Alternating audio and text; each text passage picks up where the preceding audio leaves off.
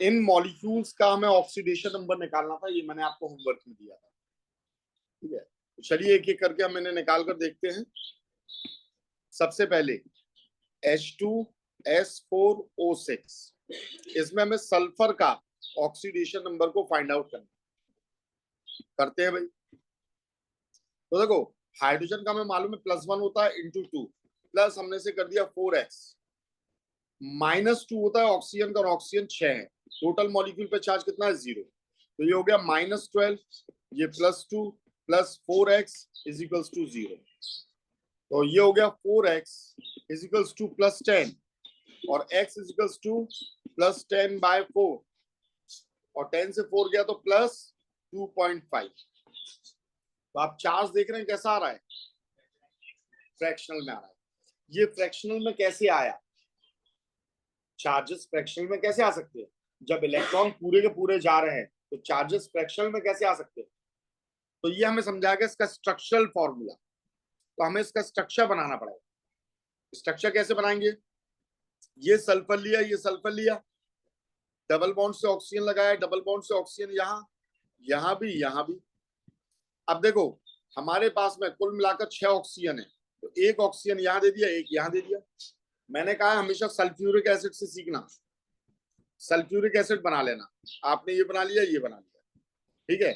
अब हाइड्रोजन कितने चाहिए हमें? 2 ही चाहिए। यहाँ तो 4 आ गए, तो ये दोनों हाइड्रोजन को हटा दीजिए। ऑक्सीजन 6 चाहिए, तो इन दोनों ऑक्सीजन को भी आप यहाँ से हटा दीजिए, और ये सारे ऑपरेशन बीच में से करेंगे हम। अब हमें क्या चाहिए? 2 सल्फर और चाहिए, तो दोनों सल्फर को हमने पर लिंकेज से जोड़ दिया, पर लिंकेज से। अब देखो बेटा चार्ज का कैलकुलेशन करते हैं। इस ऑक्सीजन पर -2 है, तो इस सल्फर पर इसकी वजह से +2 है। इस ऑक्सीजन पर -2 है, तो इस पर कितना हो गया? +2। इस ऑक्सीजन पर -1 है, तो यहाँ कितना है? +1, और -1 इस हाइड्रोजन की वजह से है, तो इस हाइड्रोजन पे +1। तो बिल्कुल सेम ऐसे ही, यहाँ +1, यहाँ -1, यहाँ -1 तो यहाँ +1, ये -2 तो यहाँ कितना हो गया? +2, यहाँ -2 तो यहाँ कितना हो गया? +2। इस सल्फर पर कितना चार्ज आया? +5, और इस सल्फर पर भी कितना चार्ज आया? +5 आया। समझ में आ रही है बात? 2 सल्फर पर +5 आया, यानी +10 हो गया। और ये वाले सल्फर तो परऑक्सी लिंकेज से लग रहे, तो यहाँ चार्ज 0, यहाँ चार्ज 0 है, ठीक है। अब हमें एवरेज निकालना है कि एक सल्फर पर कितना होगा। तो 4 सल्फर पर, देखो ये दिख रहा है आपको, 4 सल्फर पर कितना चार्ज है? +10। तो एक सल्फर पर कितना आया? 2.5। हमने सब में इक्वली बांट दिया, इसलिए ये फ्रैक्शनल आता है। समझ में आ गई बात? इसलिए आपका ये फ्रैक्शनल आता है। और इंडिविजुअल चार्ज लिखना हो तो आप क्या लिखोगे? 2 सल्फर पर है +5, और 2 सल्फर पर है 0। तो ये स्ट्रक्चर ड्राइंग से समझ में आता है। क्लियर है? चलिए दूसरा मॉलिक्यूल देखते हैं हम, C3O2। इसमें कार्बन का ऑक्सीडेशन नंबर हमें निकालना है। तो कार्बन का हम क्या मान लें? 3x, ऑक्सीजन का -2 इंटू 2 इज इक्वल्स टू 0। पूरे मॉलिक्यूल पर कोई चार्ज नहीं है, तो ये हो गया -4, ये हो गया 3x इज इक्वल्स टू 0। तो 3x इज इक्वल्स टू कितना हो गया? +4। x इज इक्वल्स टू कितना निकला है? +4/3, 4/3, ठीक है। यानी ये कितना हो जाएगा? 1.33। तो 1.33 कैसे आ रहा है?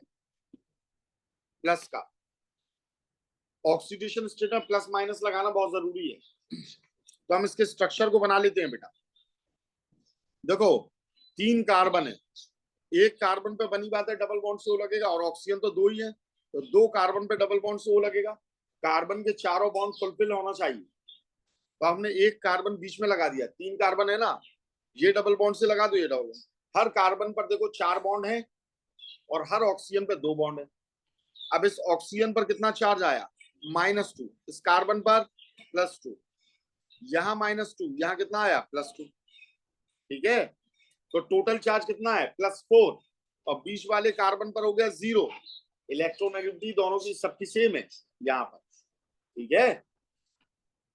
तो 0 आ गया। तो देखो 2 कार्बन पर +4 चार्ज, दो कार्बन पर कितना चार्ज है और एक कार्बन पर 0 चार्ज है, तो हमने इक्वली जब सब में बांट दिया तो यहाँ पर कितना हुआ 1.33, हर एक को 1.33 मिला। Is it clear? क्लियर है भाई? नेक्स्ट मॉलिक्यूल है CaOCl2, इसे हम बोलते हैं bleaching powder. This is known as bleaching powder. अब यहां हमें निकालना है चार्ज को। तो कैल्शियम पर हम जानते हैं +2 होता है, सेकेंडरी ग्रुप में। ऑक्सीजन पर -2 होता है, क्लोरीन पर -1 होता है, 2 क्लोरीन है, इजिकल्स टू क्या हो गया 0। तो -2 निकालना किस पे हमें, सॉरी क्लोरीन पे निकालना है। किस पे निकालना है? क्लोरीन पर निकालना है। तो क्लोरीन का हमने क्या मान लिया, ये हो गया +2x। तो +2x इजिकल्स टू क्या निकला है 0, क्योंकि ये तो एक दूसरे से कैंसिल आउट हो गए। तो x इजिकल्स टू क्या निकलेगा 0 ही तो निकलेगा। x इजिकल्स टू क्या निकला है 0। अब ये 0 निकला है तो क्या ये सही होगा? बिल्कुल सही होगा। कैसे सही होगा? इसके स्ट्रक्चर को हम लोग यहाँ पर समझते हैं। होता ये है कि एक ऑक्सीजन के साथ में एक क्लोरीन लग जाता है, क्लोरीन पर -1 आएगा, ऑक्सीजन सॉरी क्लोरीन पर +1 आएगा, ऑक्सीजन पर कितना आएगा -1 आएगा। अब कैल्शियम है, ये कैल्शियम इसे पूरा पूरा उठाकर एक इलेक्ट्रॉन दे देगा, तो इस पर इसकी वजह से क्या आ गया -1, और कैल्शियम पर कितना आ गया +1।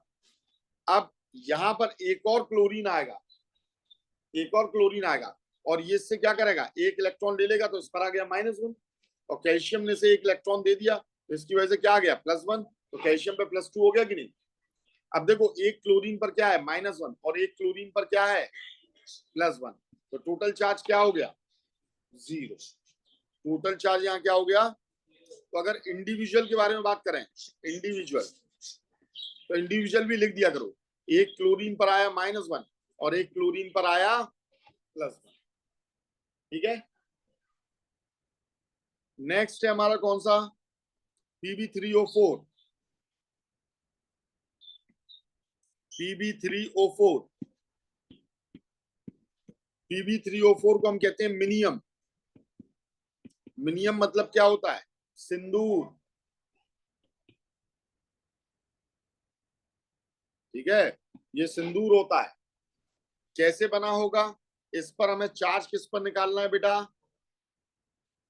हाँ पीबी पर, लेड पर निकालना है। ठीक है, तो ये हो गया 3x, और ये कितना हो गया -2 × 4 = 0, तो ये हो गया -8 = 0, 3x, तो x = कितना हो गया +8/3। अब ये +8/3 कैसे आया, तो देखो बेटा पहले तो आपको ये समझना है 3 पीबी पर कितना चार्ज होगा, +8 चार्ज होगा। 3 पीबी है यहाँ, और इन पर सब पर मिलाकर +8 चार्ज होगा। तो आप खुद सोच सकते हो, देखो पीबी पर कितना कितना चार्ज रहता है, हमने आपको बताया +2 रहता है, और कितना होता है +4 होता है। अगर हम 2 पीबी +4 वाले ले लें तो +8 हो जाएगा, और हमें 3 लेना है। कितने लेना है, अगर 3 +2 वाले रहे, बात सुन लो, बहुत जरूरी बात बता रहा हूं, अगर 3 हम पीबी +2 वाले लें तो क्या हो जाएगा +6 बन रहा है, और 3 +4 वाले ले लिए तो +12 बन रहा है। ठीक है, और दोनों से काम नहीं चल रहा है, तो बनी बात है ये दोनों का मिक्सचर होगा कि नहीं होगा, कैसा होगा, 2 +2 वाले ले लें और एक +4 वाला ले लें। अगर हम 2 पीबी कौन से वाले ले लें, +2 वाले ले लें, और एक पीबी +4 वाला ले लें, तब देखो 8 हो गया कि नहीं हो गया +8। ये एक जनरल मैं प्रेडिक्शन आपको यहाँ पर बता रहा हूं। तो यानी हमें 2 पीबी कौन से रखना है, पीबीओ, और एक पीबी कौन सा रखना है, एक पीबी कौन सा रखना है +4 वाला, और +4 वाले के साथ में अगर पीबी को लगाओगे तो क्या बनेगा +4 और ऑक्सीजन -2, फॉर्मूला बनाओगे तो ये 2 से 2 कट गया, तो ये क्या बनेगा PbO2। तो PbO2 और 2 PbO, इन दोनों के मिक्सचर को हम क्या कहते हैं, मिनियम। क्या कहते हैं, ये इन दोनों का मिक्सचर होता है। उम्मीद है बात समझ में आ गई होगी। ठीक है, ये इन दोनों का मिक्सचर होता है। नेक्स्ट मॉलिक्यूल है हमारा H2S2O7, जिसे हम कहते हैं ओलियम। H2S2O7, और यहां सल्फर का ऑक्सीडेशन स्टेट निकालनी है। हाइड्रोजन पर हमें मालूम है +1 होता है इंटू 2, सल्फर कितना हो गया 2x, ये है -2 इंटू 7 इजिकल्स टू 0, -14 हो गया इजिकल्स टू 0, ये है 2x, ये हो गया +2।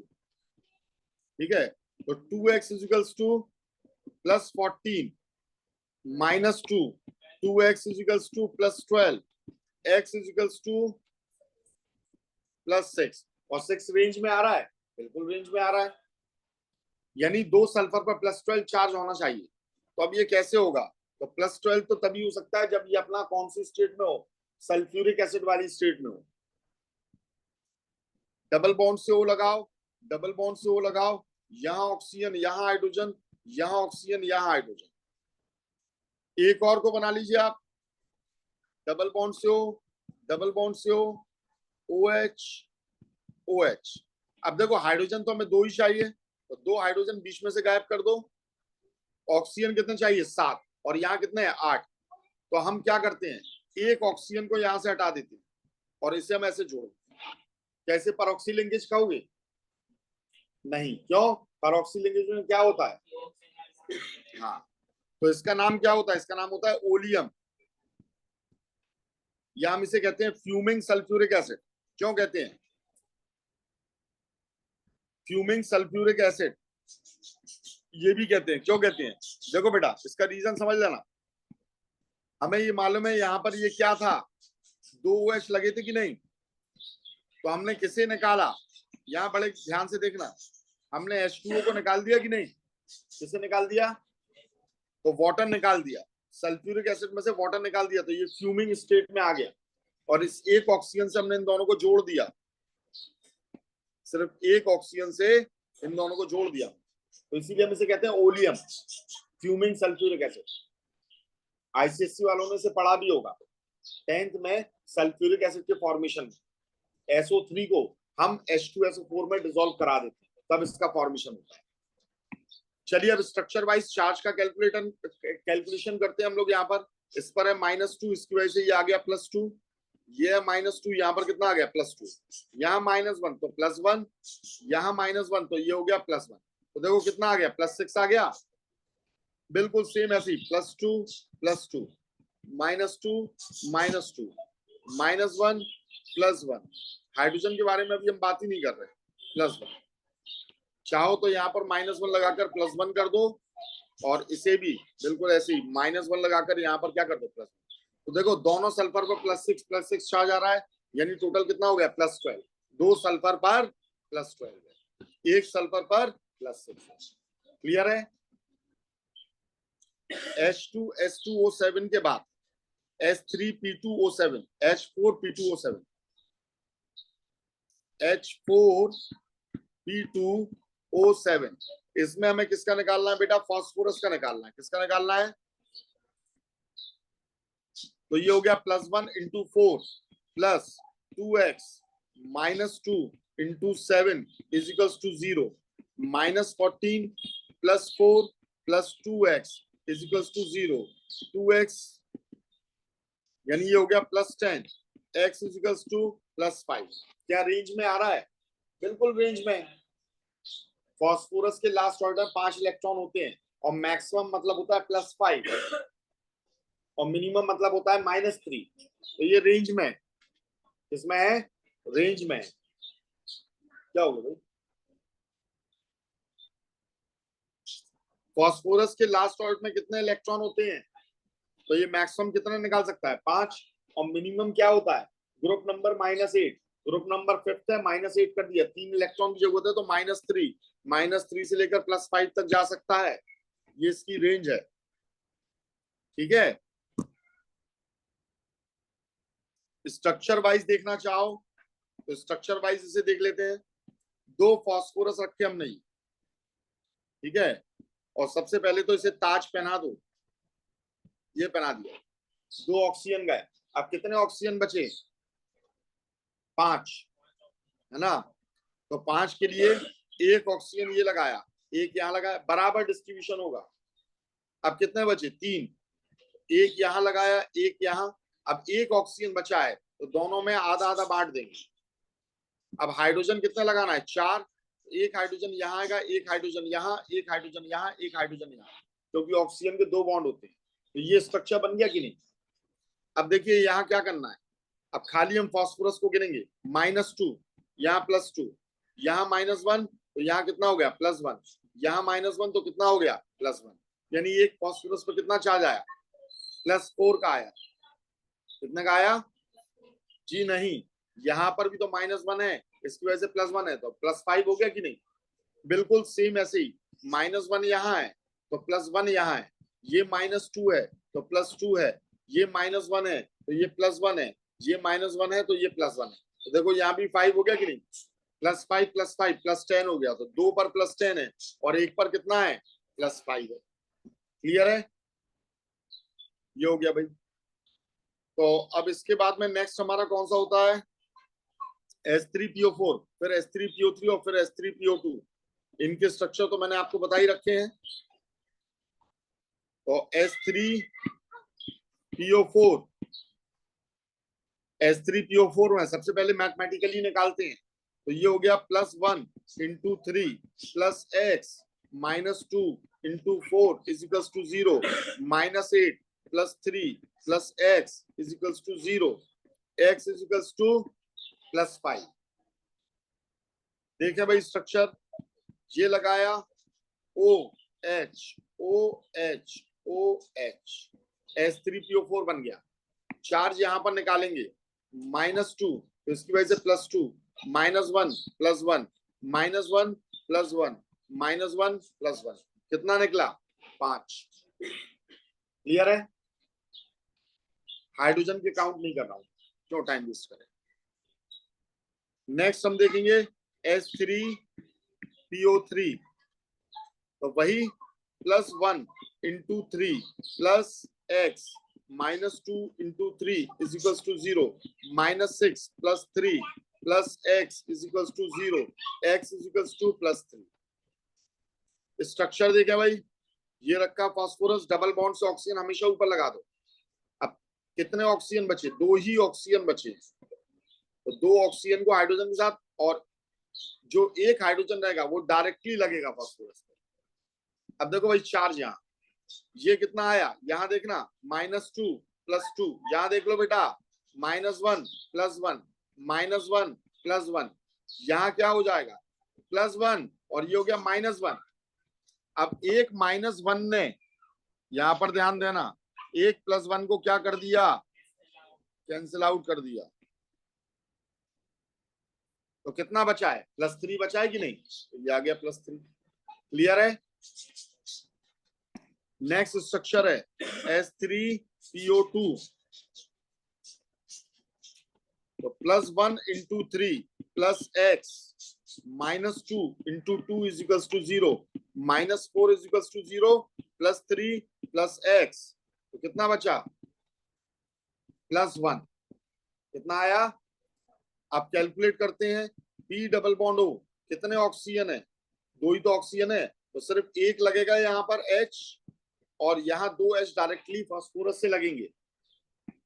इस पर -2 है, ये कितना हो गया? +2।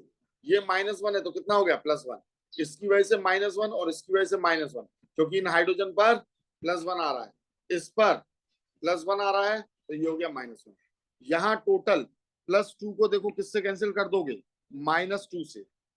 ये 2 -2 कैंसिल हो गए, टोटल कितना बचा है? +1। कितना बचा है?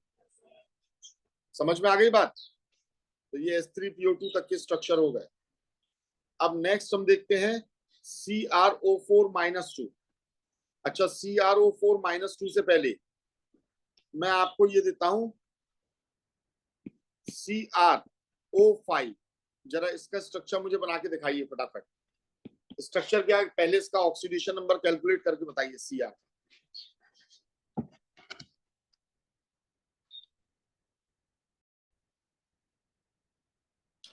देखो भाई CrO5 है, इसमें आपका अगर नॉर्मली आप निकालोगे तो कैसे निकलेगा, x minus 2 × 5 is equals to 0, तो x इज इक्वल्स टू कितना निकला, +10। +10 क्या पॉसिबल हो सकता है, किसी के लास्ट ऑर्बिट में 10 इलेक्ट्रॉन होते हैं क्या, नहीं होते, तो 10 तो निकाल ही नहीं सकता है, निकाल ही नहीं सकता है, तो बनी बात है ये रेंज में तो है ही नहीं, ये रेंज में तो है ही नहीं। तो फिर अब हम क्या करें, तो हम करते ये हैं कि यहां पर अगर 2 ऑक्सीजन को हम कैसा रख दें, पर ऑक्सी वाला, तो अब कितने ऑक्सीजन बचे, 3, और 3 में कितना निकल रहा है, 6। तो जरा इसका स्ट्रक्चर सोच के देखिए,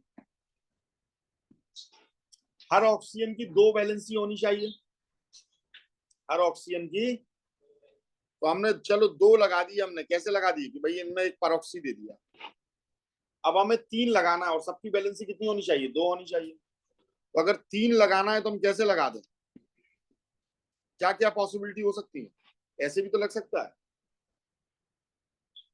है ना, लेकिन पर यहां पर क्या आ जाएगा, ये भी परऑक्सी हो जाएगा और ये भी परऑक्सी हो जाएगा, तो यहाँ कितना आ गया, +4, जो होगा नहीं, तो ये वाली पॉसिबिलिटी तो बिल्कुल भी नहीं होती है। अब पॉसिबिलिटी क्या बची है, तो पॉसिबिलिटी एक ये होती है कि परऑक्सी लिंकेज 2 करके देख लो, तो हमने 2 करे परऑक्सी लिंकेज, एक ये लगा दिया, एक ये लगा दिया, और एक ऑक्सीजन को हमने डबल बॉन्ड से लगा दिया, तो अब देखना जरा यहाँ क्या होगा, -2 तो कितना आया, +2, यहां पर -1 तो ये कितना आया, +1, -1 तो कितना आया, +1, -1 +1 -1 +1, कितना हो गया, कितना हो गया, +6 हो गया कि नहीं हो गया, और ये जो +6 होता है, बिल्कुल यही इसकी रेंज होती है, x इज इक्वल्स टू +6, ठीक है, ये इसकी रेंज है +6, तो इसीलिए हम इसे +6 रख देते हैं। और ये जो शेप होता है इसे बहुत अच्छे से देख लीजिए, अक्सर ये पूछ लिया जाता है, this is butterfly shaped structure. तो CrO5 जो रहता है वो कैसा होता है, बटरफ्लाई शेप का होता है,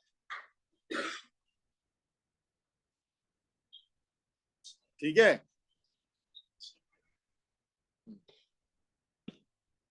अब हमें बनाना है CrO4-2, क्या बनाना है, CrO4-2, तो हम इसे कैसे बनाएंगे,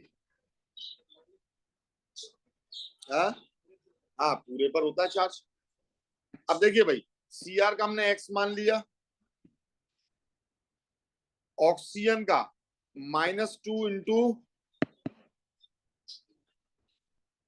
× 4 इज इक्वल्स टू कितना हो जाएगा, -2 हो जाएगा, अब 0 नहीं रखना, चार्ज आ गया यहाँ, तो x ये कितना हो गया, -8 इज इक्वल्स टू -2, तो x इज इक्वल्स टू कितना हो जाएगा, +6, कितना निकला है, +6 निकला है, ठीक है।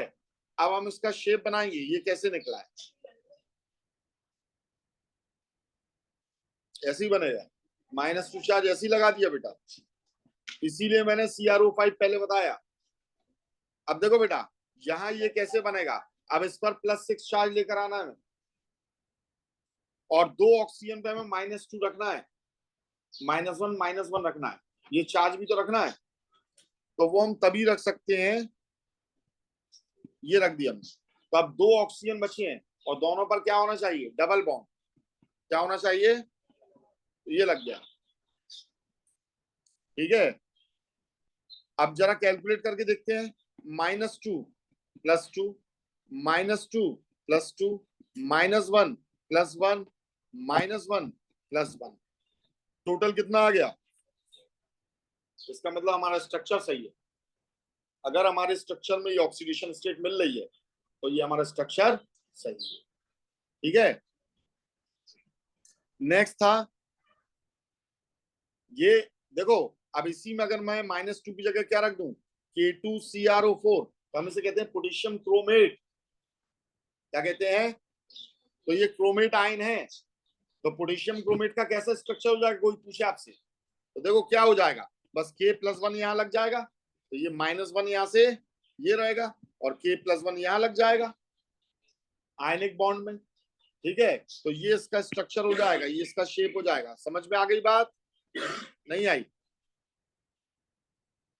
बोलो भाई। ठीक, अब नेक्स्ट हमें बनाना है डाइक्रोमेट। तो Cr2O7 और -2, ये Cr2O7 -2 है। ठीक है, तो पहले तो हम इसे कैलकुलेट कर लें। 2x क्रोमियम की निकालनी है या oxidation state, 2x -2 into 7 is equals to -2, तो -14 -2 ये हो गया 2x -14 है ये। 2x इज इक्वल्स टू कितना हो गया, +12, x इज इक्वल्स टू कितना निकला, +6। यानी दो क्रोमियम पे +12 आ रहा है, हर एक क्रोमियम पे +6 आ रहा है। इसका शेप देख लें भाई, Cr डबल बॉन्ड से O बनाया था, डबल बॉन्ड से O बनाया था, O पर ये नेगेटिव था और ये भी O पर नेगेटिव था। अभी हमने क्रोमेट बनाया था ना, अब हमें क्या करना है, डाइक्रोमेट करना है। क्या करना है, तो डबल बॉन्ड से O, इसे भी हम ऐसे ही बना लें। डाइक्रोमेट मतलब क्या हो गया, दो क्रोमेट ग्रुप जुड़ गए आपस में एक दूसरे से। तो दो क्रोमेट जोड़ेंगे तो कैसे जोड़ेंगे, तो एक ऑक्सीजन को हमें यहाँ से हटाना पड़ेगा, O7 है यहाँ, इससे हटाकर जब इसे जोड़ देते हैं एक ही ऑक्सीजन से दोनों को, तो ये बनता है डाइक्रोमेट। और चार्ज भी आप कैलकुलेट कर सकते हो, -2 +2 -2 +2, ये -1 तो यहाँ क्या हो गया, +1 -1 तो क्या हो गया, +1। कितना निकला, 6 हो गया। बिल्कुल 6 ऐसे ही यहां भी निकल आएगा, करने की जरूरत तो नहीं है। ठीक है, अब इसके बाद में नेक्स्ट मॉलिक्यूल हमारा कौन सा है, HClO4 HClO3 HClO2 और HClO।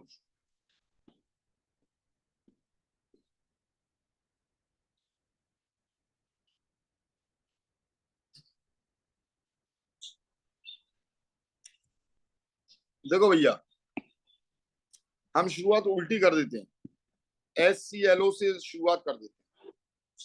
ठीक है, देखो ऑक्सीजन हमेशा किसके, हाइड्रोजन हमेशा किसके साथ लगता है, ये तो ऑक्सीजन के साथ ही लगता है। और जब ये ऑक्सीजन के साथ में यहाँ पर लगेगा, तो अब यहाँ पर इसके साथ में कौन लग जाएगा, क्लोरीन, क्योंकि ऑक्सीजन की 2 वैलेंसी है और इस ऑक्सीजन पर क्या होते हैं, 3-3 लोन पेयर होते हैं। ठीक है, तो HClO का स्ट्रक्चर ये है। खैर, स्ट्रक्चर से हमें क्या करना है, हमें तो ये देखना है +1, और ये क्लोरीन किससे लग रहा है, ऑक्सीजन से, तो ऑक्सीजन ज्यादा इलेक्ट्रोनेगेटिव है कि नहीं है, तो इस पर भी क्या हो जाएगा, +1। ऑक्सीजन पर क्या हो जाएगा, अच्छा हमें निकालना किसका है, हमें निकालना तो क्लोरीन का ही है ना यहाँ,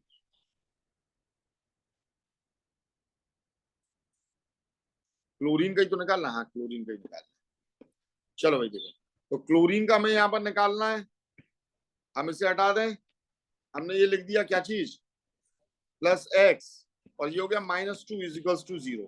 तो x इज इक्वल्स टू क्या हो जाएगा, -1 is equals to 0, x is equals to क्या हो जाएगा, +1 आ जाएगा। तो देखो क्लोरीन पे बाकायदा +1 आ भी गया, +1 -1 -1 +1। ठीक है, अब दूसरा हम देखते हैं HClO2, निकालने में बहुत आसान है, क्लोरीन का ही निकालना है हमें भाई। +1 +x -2 into 2 is equals to 0, तो -4 +1 +x is equals to 0, x is equals to कितना हो गया, +3। क्या रेंज में है, बिल्कुल रेंज में। क्लोरीन की रेंज क्या होती है, -1 से लेकर +7 तक। अब इसका शेप बनाएंगे हम, H को हमेशा ऑक्सीजन के साथ लगना है, यहाँ क्लोरीन है, तो यहाँ पर एक जो दूसरा क्लोरीन, यहाँ पर कौन आएगा, ऑक्सीजन आएगा। वो ऑक्सीजन कैसा, लुईस एसिड और लुईस बेस याद है, कोऑर्डिनेट बॉन्ड में, तो ये कोऑर्डिनेट बॉन्ड का या ये डबल बॉन्ड का काम कर लेगा इस ऑक्सीजन के साथ। इलेक्ट्रॉन दे देगा उठाकर। इलेक्ट्रॉन कौन ले लेगा? ऑक्सीजन ले लेगा। ठीक है, तो ये इस तरीके से इसके साथ में लग जाता है। और जब ये इसके साथ में लग जाता है तो देखिए -2 -1, तो ये आ गया +1, यहां +1, तो ये आ गया -1, तो -2 हो गया। इसकी वजह से क्या आया? +1, और इसकी वजह से क्या आया? +2, यानी टोटल कितना हो गया? +3। अब नेक्स्ट स्ट्रक्चर देखते हैं, HClO3। HClO3 में क्या हो जाएगा? +1 + x -2 × 3 = 0। 6 में से 1 गया, 5। स्ट्रक्चर कैसे बनेगा? HOCl। अभी भी इस पर क्या है? एक और लोन पेयर है, तो एक और ऑक्सीजन को लगा सकता है। -1 + 1 -2 + 2 -2 + 2, दो कितना हो गया? +5 हो गया। नेक्स्ट है HClO4। HClO4 को क्या कहते हैं? Perchloric acid. परक्लोरिक एसिड कहते हैं। ठीक है, और HClO4 को जब हम यहां पर लगाएंगे तो कैसा लगेगा आपका? ये HOCl, डबल बॉन्ड से O, डबल बॉन्ड से O, और यहां भी ये डबल बॉन्ड से O लग जाएगा, क्योंकि तो एक और लोन पेयर इसके अंदर है। -2 -2 -2 +2 +2, और ये हो गया +2, और इसकी वजह से +1 -1, यानी टोटल कितना आ गया? +7। देखें हमारा ऐसे निकल रहा है कि नहीं? +1 + x -2 × 4 0, x = -8 = 0 +1, तो x = -7 = 0, x = +7। पर क्लोरिक एसिड है, पर इसमें परऑक्सी लिंकेज नहीं है। ठीक है, अगला कौन सा है? H2O6 -2 S4O6 -2।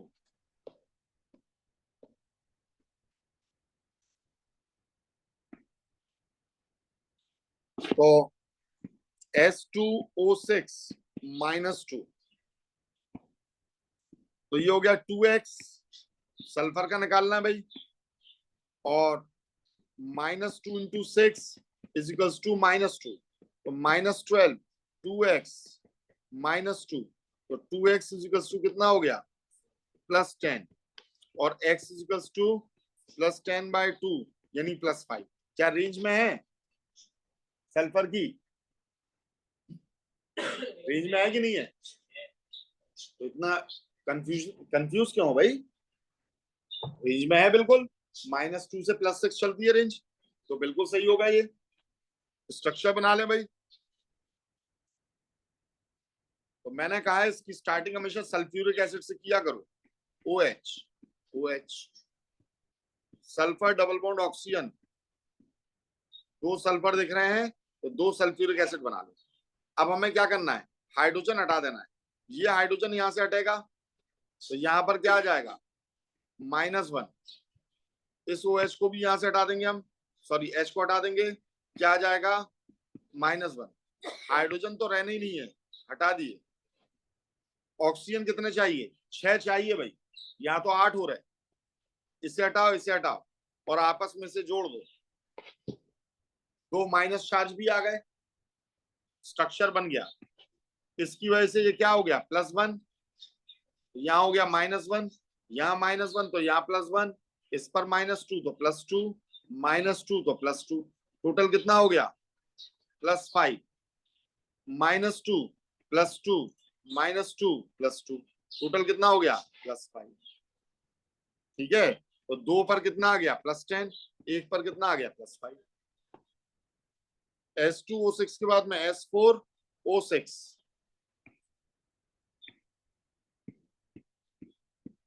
-2, 4x हो गया।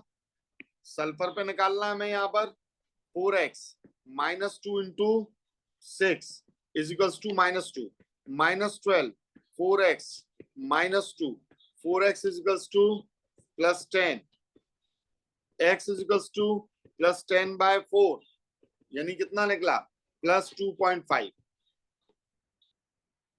अब देखो ऑक्सीजन तो लिमिटेड ही है या ना, 6 है, तो एक सल्फ्यूरिक एसिड बना लो और दूसरा भी सल्फ्यूरिक एसिड बना लो।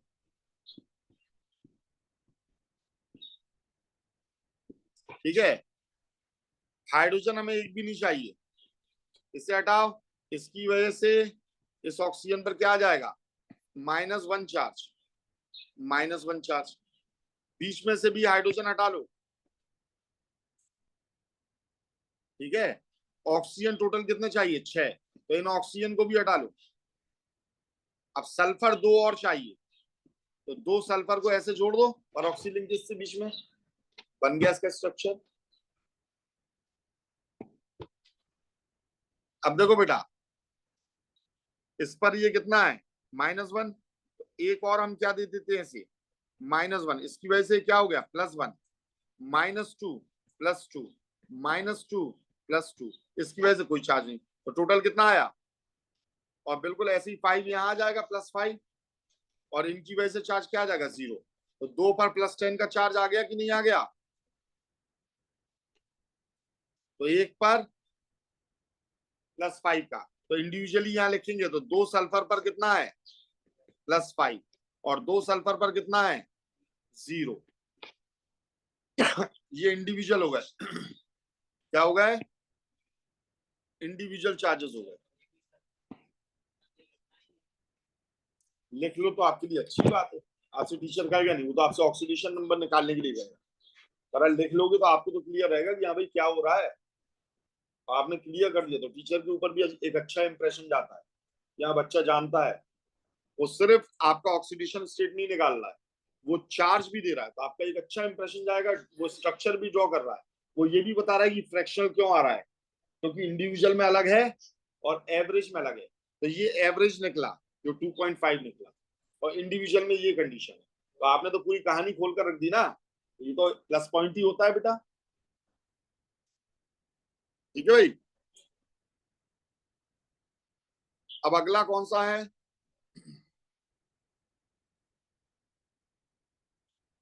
Br3O8 KO3 H2S2O6, Br3O8,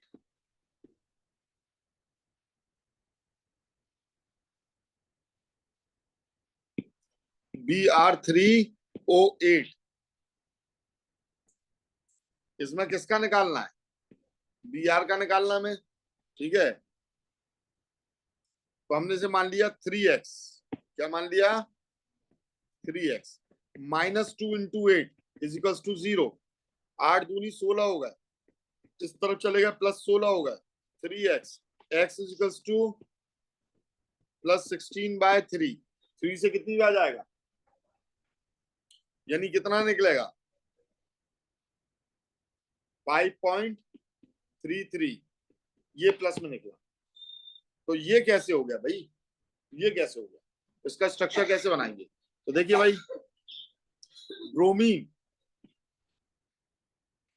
बनी बात है, ये एवरेज निकल रहा है, इंडिविजुअल अलग होगा, ब्रोमीन के साथ ऑक्सीजन लगाना है। अभी आपने देखा क्लोरीन कितनी ऑक्सीजन को लगा सकता था, 3 लोन पेयर रहते थे, ऐसे ब्रोमीन पर भी 3 लोन पेयर रहेंगे, उसी के ग्रुप में तो है ही, एक ऑक्सीजन डबल बॉन्ड से दूसरा ऑक्सीजन डबल बॉन्ड से लगा दीजिए, तीसरा ऑक्सीजन डबल बॉन्ड से लगा दीजिए, फिर एक और ब्रोमीन ले लीजिए, उस पर भी लगा दीजिए, अभी तो 6 ही ऑक्सीजन हुए, 2 ऑक्सीजन और बाकी है। अब एक ब्रोमीन यहां ले लीजिए, इस ब्रोमीन को इससे एक सिंगल बॉन्ड से जोड़ दीजिए, इसके 7 कंप्लीट हो गए, इसके भी 7 कंप्लीट हो गए, हो गए कि नहीं हो गए। अब यहां पर 2 ब्रोमीन, आप 2 ऑक्सीजन और बची हैं, तो उन दोनों को यहां लगा दीजिए, ये लगा, तो ये आपका स्ट्रक्चर हुआ इसका। ठीक है, अब देखो यहां क्या होगा, -2, तो इसकी वजह से +2, -2 +2 4, -2 +2 6, तो इस पर कितना चार्ज आया +6, बिल्कुल ऐसे ही इस पर आ जाएगा, कि नहीं आ जाएगा, तो ये हो गया +2 ऊपर वाले की वजह से +2, इसकी वजह से भी क्या आ जाएगा +2, +6 आ गया कि नहीं आ गया? तो 2 ब्रोमीन पर कितना आ गया +6, और 1 ब्रोमीन पर कितना आया -2 की वजह से +2, -2 +2 यानी +4 आया। यानी टोटल चार्ज कितना हुआ +6 है +4 ये है। 6 दूनी 12, 12 और 4 16। भाई ये 2 है ना ब्रोमीन, तो +6 कितना हो गया 12, 12 और 4 16। तो देखो तीनों ब्रोमीन पर टोटल कितना चार्ज आ रहा है 16। इंडिविजुअली चार्ज ऐसे डिस्ट्रीब्यूटेड है, ठीक है, एवरेज, और एवरेज ये आ रहा है इंडिविजुअली डिस्ट्रीब्यूटेड। इसके बाद नेक्स्ट क्या था, बोलो बेटा, KO3। तो KO3 क्या नाम होता है इसका? इसका नाम होता है पोटेशियम, और O3 आप जानते हो क्या होता है, ओजोन। तो ये बन जाएगा ओजोनाइट, ओजोनाइट। जहां किस पर निकालना है बेटा, पोटेशियम पर कि ऑक्सीजन पर? ऑक्सीजन पर निकालना होगा बेटा, पोटेशियम पर तो फिक्स होता है +1। अरे गलत लिख दिया हमने, पोटेशियम पर तो फिक्स होता है, कितना होता है +1।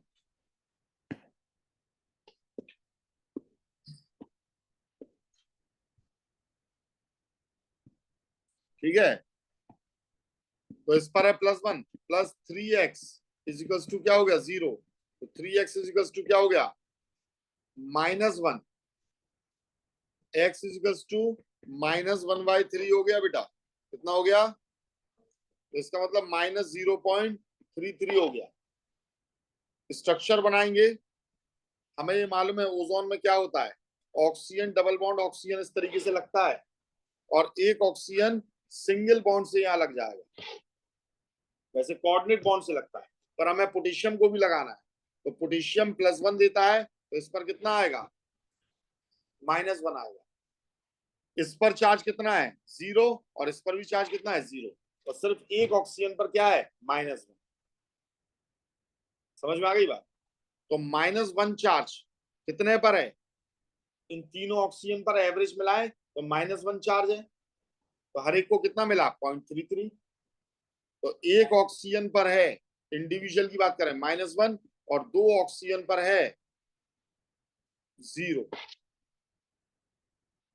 20 = 0 नहीं पढ़ लेना, 2 ऑक्सीजन है ये, 2 ऑक्सीजन पर चार्ज कितना है 0। ठीक है, अगला स्ट्रक्चर बोलो बेटा किसका है,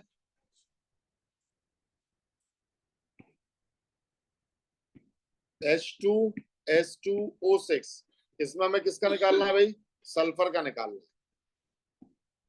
तो +1 × 2 +2x -2 × 6 = 0, -12 +2 +2x = 0, 2x +10, x +10/2 यानी 2.5। क्या रेंज में है, बिल्कुल रेंज में है। ओ सॉरी, +5 रेंज में है, बिल्कुल रेंज में है। कैसे बनाओगे, सल्फर लो, डबल बॉन्ड से ऑक्सीजन OH, एक और सल्फर लो, डबल बॉन्ड से ऑक्सीजन OH, डबल बॉन्ड से O जोड़ दो, मैंने आप H2O6 - 2 वाली तो स्ट्रक्चर है ये, कैलकुलेट कर लोगे अब स्ट्रक्चरली। अगला बोलो बेटा, H2S2O3, ये भी मैं करा चुका हूं आपको। चलिए देखिए, +1 × 2 +2x -2 × 3 = 0, -6 +2 +2x, 2x = +4, x = +2। ये है सल्फर, ये सल्फर, तीन ही ऑक्सीजन लगनी है। खासियत क्या है, तीन ही ऑक्सीजन लगनी है यहाँ पर, ठीक है। तो तीन ऑक्सीजन कैसे लगाओगे भाई,